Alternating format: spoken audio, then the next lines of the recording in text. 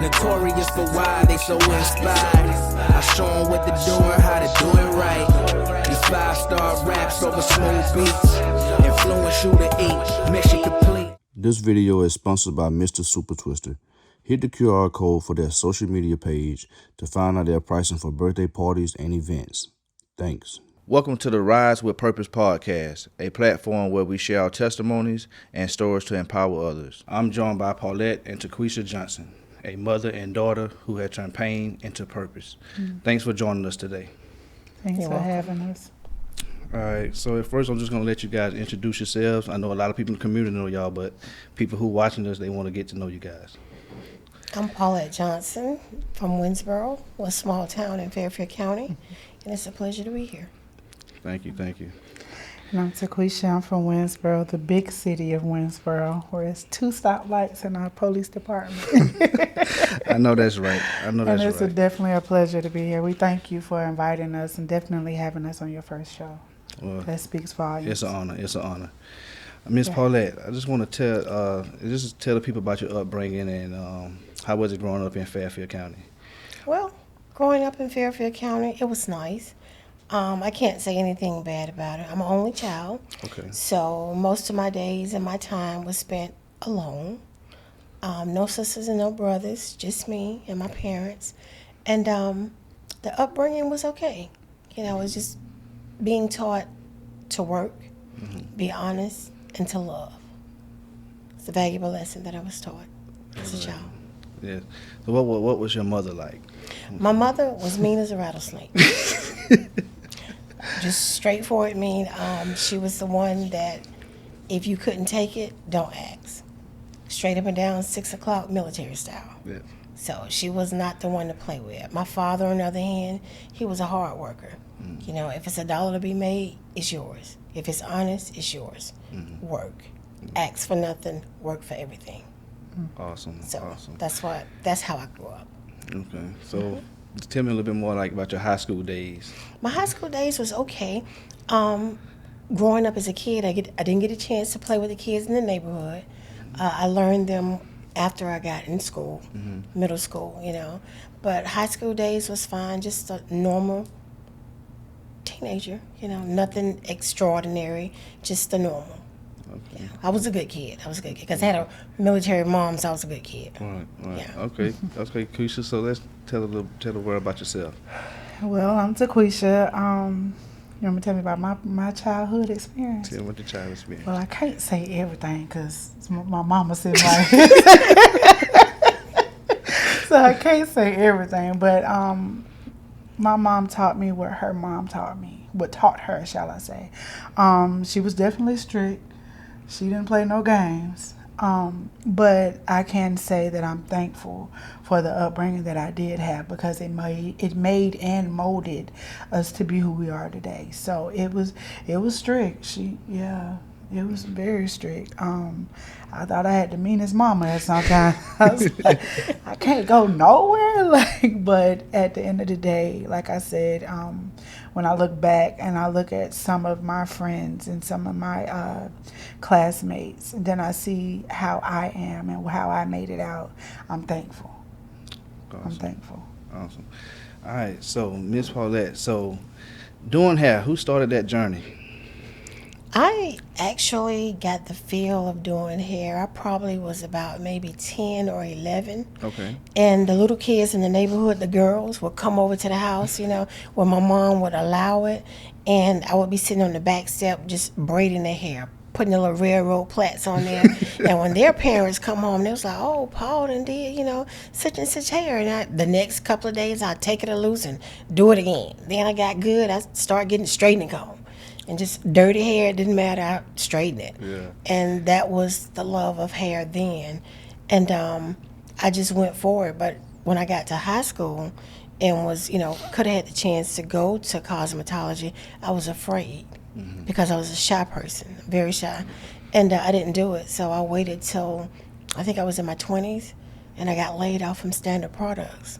And then I went to beauty school, and that was my backup. And I just kept going from there. Okay. So what was your first real job? My first real job, I worked at CVS. CVS. Yeah, as a Okay. cashier. Okay. That was my okay. first real job. Yeah. Okay. All right. And so, Quisha, I know you followed in her footsteps. Go ahead. Yes, of course she is. She didn't want to say that. I wanted to be a nurse. Okay. That was my thing. I took health occupation in high school, became a CNA. Then things happened, and I'm a cosmetologist now. But not only am I a cosmetologist, I'm a cosmetology instructor. I have my own continuing education program for cosmetologists, nail techs, and estheticians. Yeah, so she knew what she was talking about when she told me I wasn't gonna be a nurse. So Awesome. Okay, so you have your own business. Yeah. Could you tell me some of the challenges of being an entrepreneur and having your own business? baby, being an entrepreneur in today's world is very difficult. A lot of people think it's easy, but it's not, because I tell people all the time it's a hustle. Anybody can clock in at your job, and you don't have to lift a finger, and you still get paid. With me, on the other hand, I can be at work all day long, and if I'm not standing behind that chair with somebody in my chair, I can be at work, but I won't be getting paid. So I have to make sure that I promote myself. I have to make sure that I promote my work, my brand, even down to my classes. So if I don't do it, it won't get done. So it's very difficult. It's very stressful, but it's worth it at the end of the day. So when I see people, I've had people come and sit down and cry, all kind of stuff. So just knowing that I have a purpose of changing people's lives, that makes it all worth it. That's awesome. That's awesome. So you learn all that from your mom, I guess, growing up watching her. Yeah. You know. That's why I named my salon Generation 2 Hair Boutique, Awesome. because I'm the Awesome. second generation. That's awesome. Now, Miss Paulette, did your mom did you watch her growing up? Did she do hair growing up, or it was just something that you just took? It was just something that I took. My mom was more like a caregiver.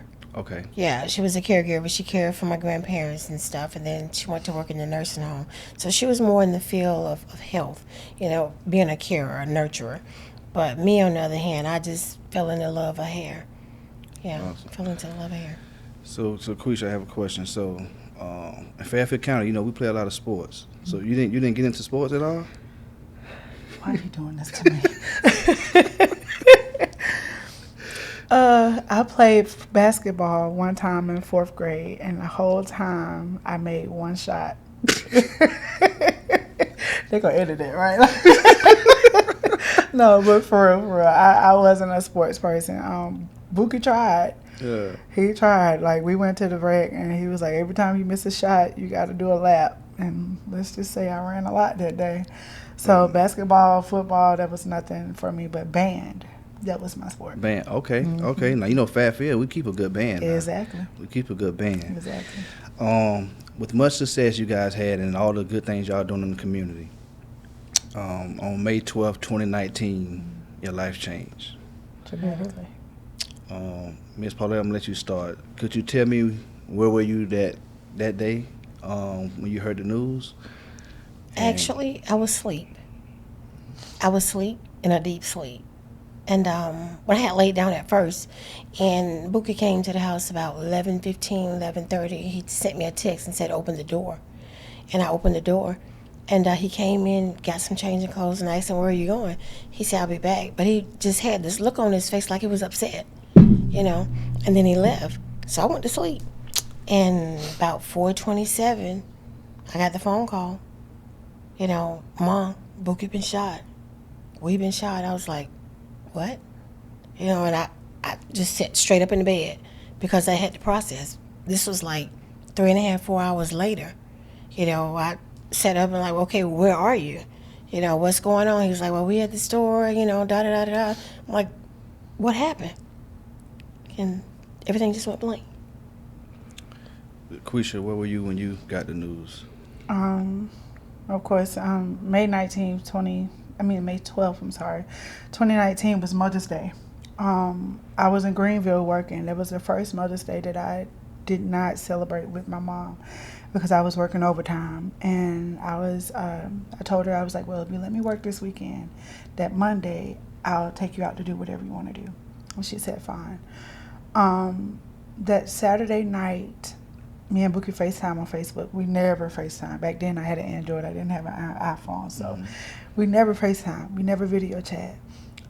He had just got a haircut. He just cut the hair off his face. And I was like, oh, you looking good, da da da da da. Just a regular day. That night I was at the job. It was a healthcare facility. Got the phone call from my mom. I'm like, why is she calling me 4 o'clock in the morning? She was crying. She said, Bookie got shot. And see, my mom never cried. I'm the one that cries. So I'm like, okay, our roles switch. And I'm like, okay, just calm down. You know, Bookie being Bookie, probably got into something, but we're going to see what's going on. And she, just to cry, I never heard my mama cry like that before. I had to call someone to come secure the premises so I can leave. And I got to Columbia maybe, about 50 minutes? When it was like an hour and some change. Yeah, so. And so, when you got to the hospital, what was that scene like? Can you just take us back to that scene when you got to the hospital? When I got there,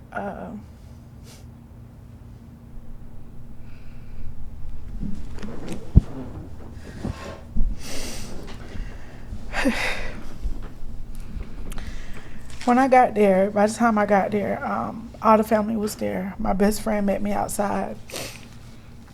And they had locked the hospital down. So I couldn't get in. Because it was 2 other shootings outside of Bookie's shooting, so they locked the whole premises down where nobody could get in. The look on my best friend's face, and the whole time on the way down there, I kept asking everybody, is my brother okay? That's all I wanted to know was, is my brother okay? Because I'm my brother's keeper. You know, I wanted to make sure that he was okay. The look on my best friend's face, she didn't even know yet. So I'm trying to get in. I cussed the security guard out. Just trying to get in to get to my brother. Like, that's all I wanted. And my dad, about like a couple minutes later, my dad came out of the hospital. And he was crying. And he said, somebody killed my son. And I was like, what? Like, what was the word that you just say? Like, killed. Like, he's no longer here. So that was my hospital experience. Like, I didn't even get to make it in. So, Miss Paulette, was you able to go inside the hospital once you arrived? Yeah, you know, when I got there, we were able to go in the hospital and just sit down in the waiting area. You know, we wasn't allowed back in the back in the emergency room or anything. We was just in the waiting area. And, you know, we was there, me and the parent of the person that he was in the car with, and my best friend and his dad, and I think his 2 sisters was there. So we just had to wait patiently until they come out. And then Richland County, the 2 polices came out, and the other guy, you know, and I'm just standing there like, this guy got corner on his shirt, you know, and I'm just like looking, and the guy that he was with, you know, he had been calling, communicating with his mom or whatever. And I'm like, corner, you know, I still didn't think anything. And then the police officer, you know, talked to the other mother and told her, you know, that her son had been grazed, he had been shot, but he was okay. And then at that time, the other officer just kneeled down at my feet. You know, and I'm just looking like, he kneeling down. And then he told me, you know, who he was, gave me his name, and told me that he was from the Richland County Coroner's Department. And that was it. Just hollering and screaming from that point. Yeah, just that quick. And that was Mother's Day. Mother's Day. Mother's Day. Wow. Yes. You know, back to that day,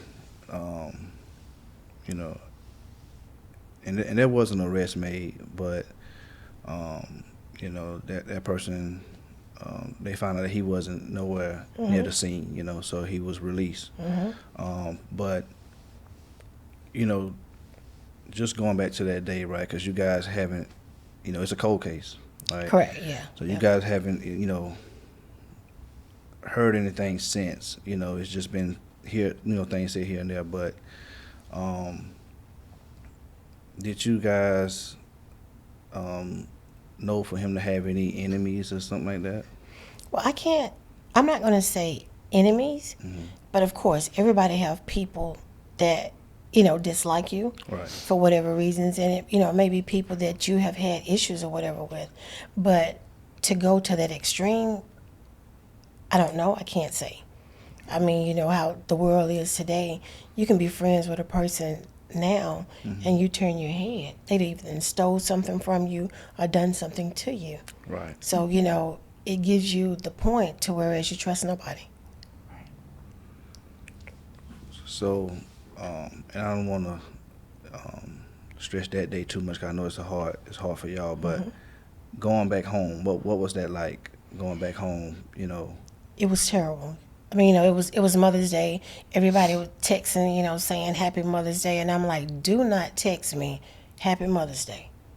Somebody just killed my son, and it's Mother's Day. So my attitude was terrible, and still is terrible.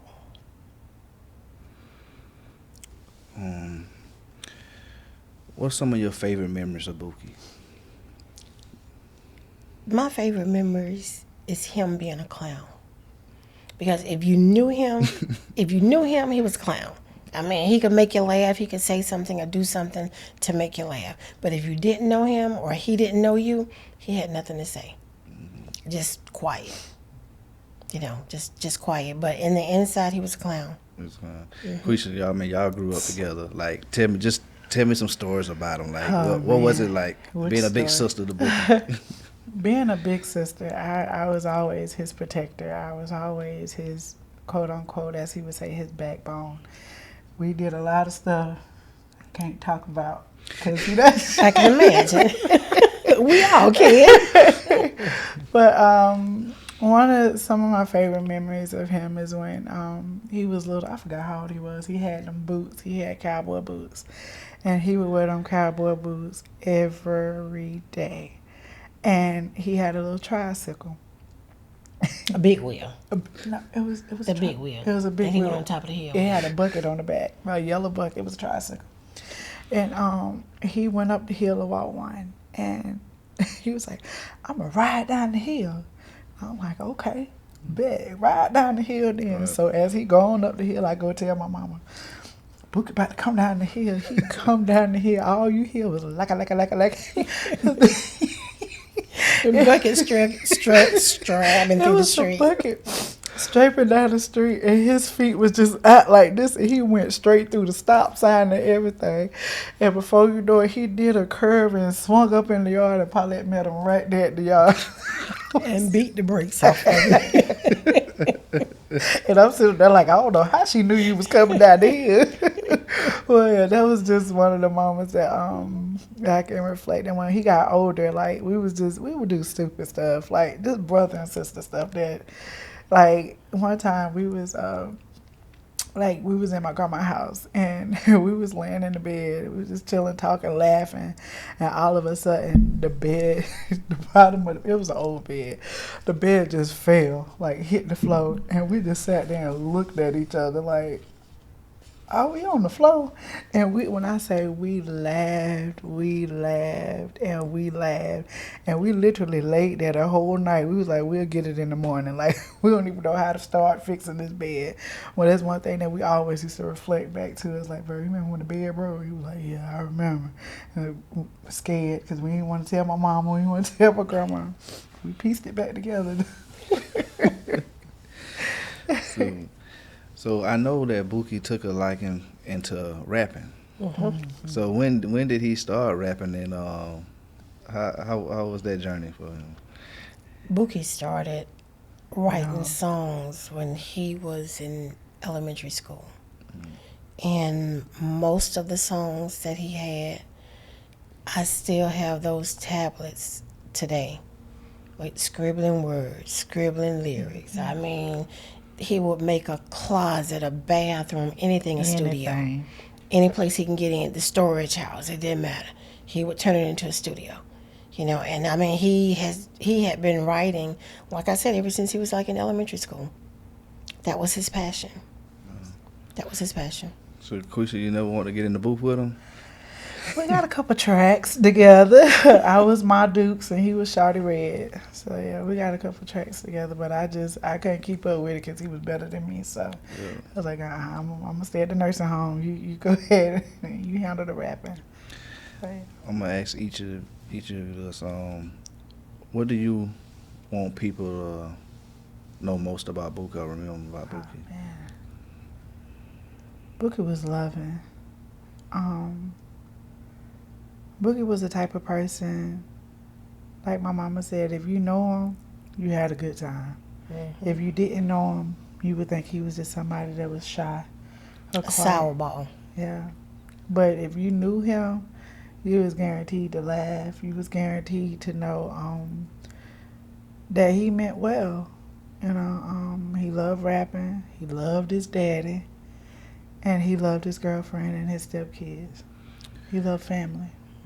Yeah. So he didn't have any biological kids himself, but he did have two stepkids that he loved, right? So, yeah.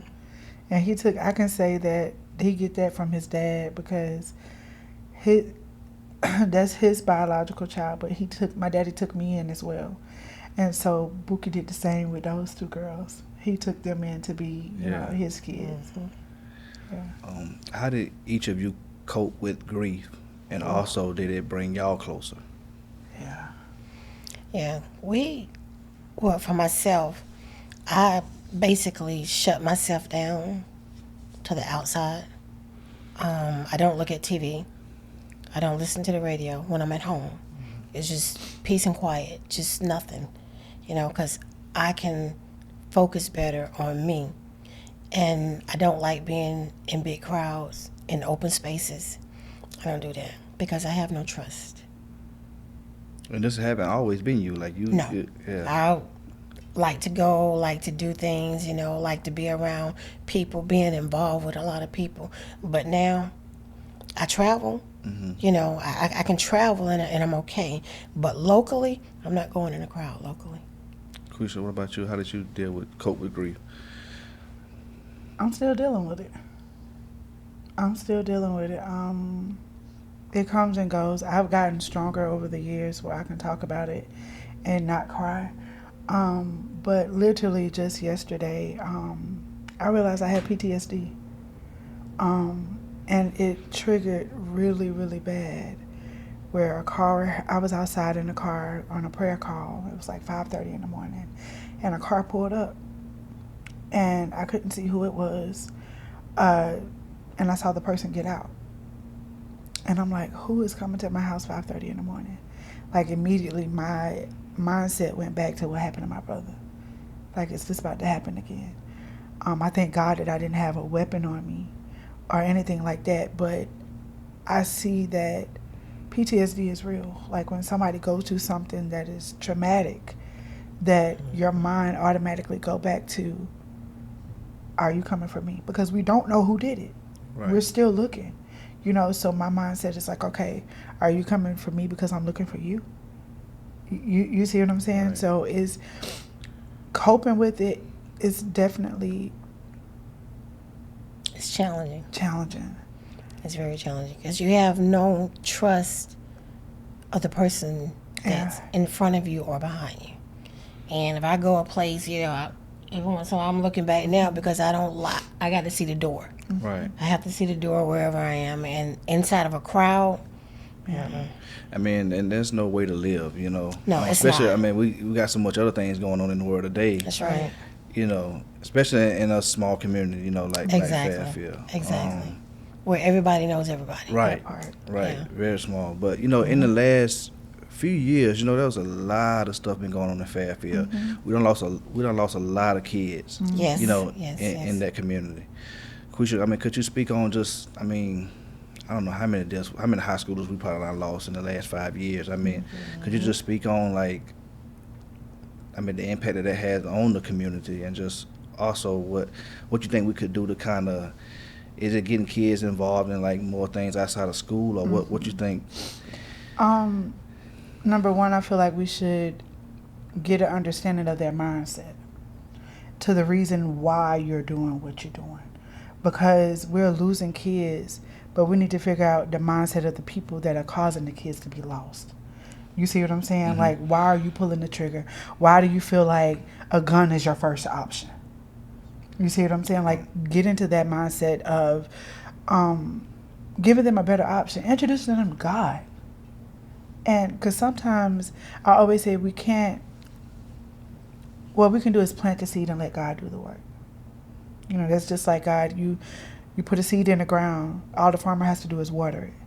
God is going to do everything else, and then you have a harvest. So I feel like if we do that, we plant the seed and introduce them to God and allow God to do what He can do, and keep praying it. You know, introduce football squads, things like that.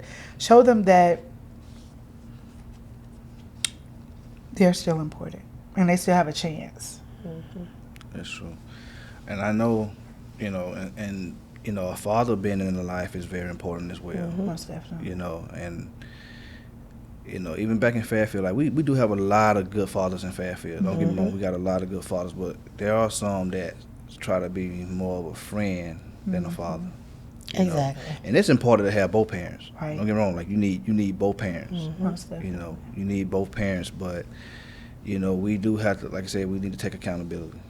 You know, and I think Fairfield, I mean, you know, although I moved to Columbia, you know, that's still my hometown. Right. You know, and I think we got to do a better job with the community getting together and doing things, not just for, you know, homecoming and stuff like that. Like, we need to get back to that, you know, the community events and stuff like that, coming together, you know. Exactly. And like in Fairfield, there's nothing actually for the kids to do. Nothing. Literally nothing. Yeah. You have, the only thing that you could do is go to your friends or your family's house. That's it. There's no activities, there's no events, no softball teams, nothing. They've tried to create some, but I don't know if it's any for the kids. Yeah. I know it's like adult softball teams. Nothing for the younger generation to do. No activities. That has to change. It has to change. Well, Miss Paulette, you did join a group in Columbia who with mothers who had lost kids to gun violence, right? Yeah. Could you just talk to me about that? I'm in quite a few of the social media platforms that mothers against gun violence, and also we wear orange every Wednesday. I wear orange, something with orange, and I've been doing that for the last 6 years because orange symbolizes murder. So gun violence. So I do that, and the organizations, they come together like in May, and they'll walk. Mothers Against Gun Violence, survivors of gun violence, and they do the walks. They be at a lot of the nonprofit organizations events. You know, they have the gun safety, passing out information and literature about gun violence. Okay. And for each of you, what advice would you give someone who's grieving over, you know, someone that they lost, a loved one? What advice would you give them? I would say find someone or a network of people that have the same experience that you have. And everybody grieves differently. So it's kind of hard to go up to a person that has lost a loved one and say, well, you know, let's get together and let's do a group and let's do this or let's do that. They have to want to. Yeah. Because some days you want to talk about it, some days you don't. But you can help a person not by talking about what happened. You know, because a lot of time people come up to me and start talking. I don't want to talk about somebody getting killed. Let's talk about doing something positive. Right. Let me be in a positive environment. And then if I want to come out and talk about what happened, then I can do it. But don't just come up and say, well, you know, blase, you know, this happened or this happened to your son, this happened to my son, what's going on with you or what's going on with him. No, we're not going to do that. You know, you find something that you can do on a daily basis that gives you comfort. And then you continue to do it, and you can get through it. TaQueisha, for you, I would definitely say first and foremost, understand the stages of grief. Because it's definitely different stages. First, you're gonna be in when it's probably like not in order, but you're gonna be in disbelief. You're gonna be angry. You're gonna be resentful. You're gonna just be in a period of like mourning. So just understanding why you're feeling the way you feel, and trying to cope with it. And I would definitely say, seek God. Like the loss of my grandma, I was in a dark place because I lost her. But she passed away through sickness.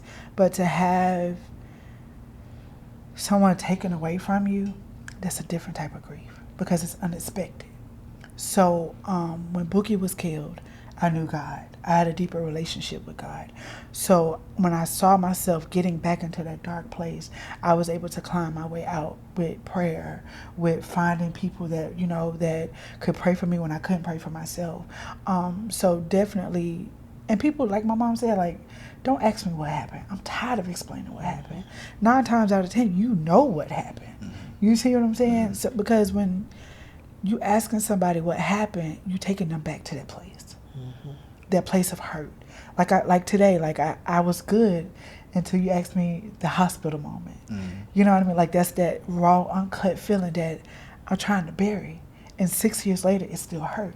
So it does get better with time. But just knowing what to say when somebody goes through that, because I don't want to hear it get better with time. Back then. You see what I'm saying? So knowing what to say, and definitely seek counseling. When people hear y'all story, what's one thing you want them to take away from it?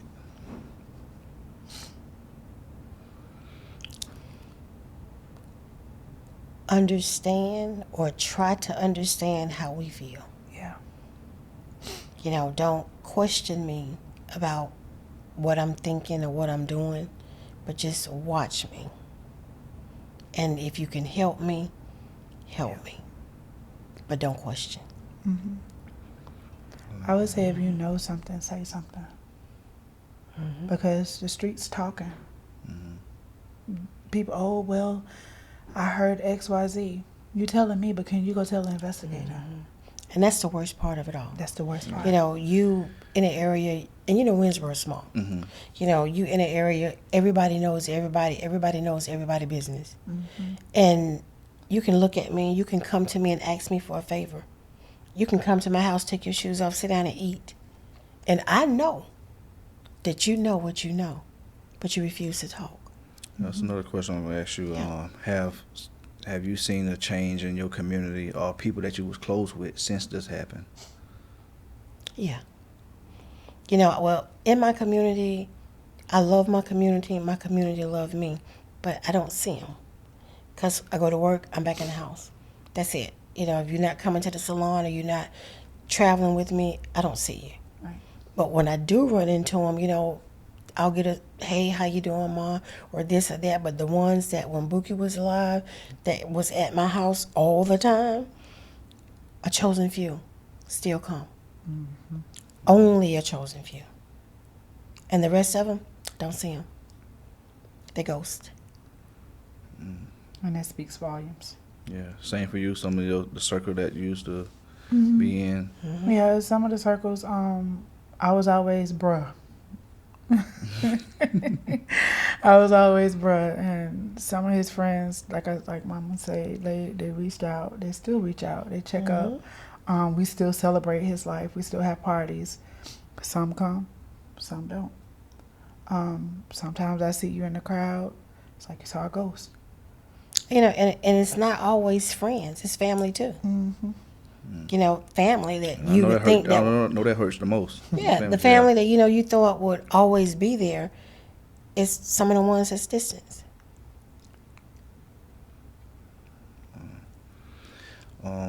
What's next for the both of you? I know. Can you tell the people about the cruise, the Unity 2025? I heard that was awesome. Can you just tell us what's next for both of you guys? Continuing to bring strangers together, because with the Unity, with that cruise, for the last like 4 years, I had wanted to actually be able to travel with everyone that I service, because I service a lot of people and half of them don't know me, have never seen me before. It's a recommendation, social media, but they have never traveled with me. So I wanted to bring people together and let everybody see, if you're under one beat, one band, and one sound, you move together. I don't have to know you in order to get along with you and have love for you. So when we got together, it was 187 strangers that didn't know each other. And out of the 187, it was like 77 or 78 that had never seen me before a day in their life. They had no idea who I was. But they came, had a good time, and they left with new friends. So, you can be around people from different walks of life and have a good time, just like you can with your own circle. And we are going to continue to go on each year. We're going to continue. Awesome. I love that. Queisha, what's next for you? Mm-hmm. I'm becoming an author. I open up a new journey in life with the actual my life, basically, and I want to help other people. And the name of the book is Becoming Her. It's going to be faith, focus, and favor. That's it. So it's going to be a 30-day journal that's going to help people to focus on God, to receive the favor of God, because you got to work first before you get the harvest. So definitely want to help a lot of people that is searching for an answer in whatever you're going through in life. It's to help develop who you are as a Christian in God. Well, that's awesome. I can't wait to read it. Before you put it out, if you're welcome to come back on the platform and talk about it. Okay. But I'm honored to have y'all here today. Thank you for It's having a me. I'm honored pleasure to to have be y'all here. here today. I know this podcast is going to touch a lot of people. Yeah. But I hope y'all continue to do the work, sharing a positive light on the community, bringing people together. I mean, that cruise is big. It's big, and it's impacting a lot of people. Most definitely. My cousin just went on the last one y'all had, and he enjoyed himself. So I hope y'all continue to do that. Most definitely. I hope y'all continue to be a blessing to others, and the main thing, I hope y'all get justice. Y'all deserve that closure. Yeah. Exactly. Y'all deserve that closure. Again, I want to thank you. We thank you. It's an honor, We thank and you. it's a blessing. It's a And blessing. thank you for giving us the opportunity to get the word out, to help us get justice. And like I was telling her, for us to be on your first show, that means a lot. Because we know you and Buki was close. Yep. Y'all grew up together, Right down the street. Right, literally, okay. Castlewood Walkwood. Right down the Castlewood street. Walkwood, right. Right down the street. Right down the street. So, for you to actually reach out to us for this, that speaks volumes, and we thank you. This is our first show. Our first time us sitting down talking to someone. We reached out to Richland County, so we'll be with them next. So you open up boldness in us to try to get the justice that we need, that we deserve, that he deserves. That's true. That's true. Well, we appreciate it. We appreciate it. If you have any information on the case of Theron Buki Woodard, call 1-888-CRIME-SC.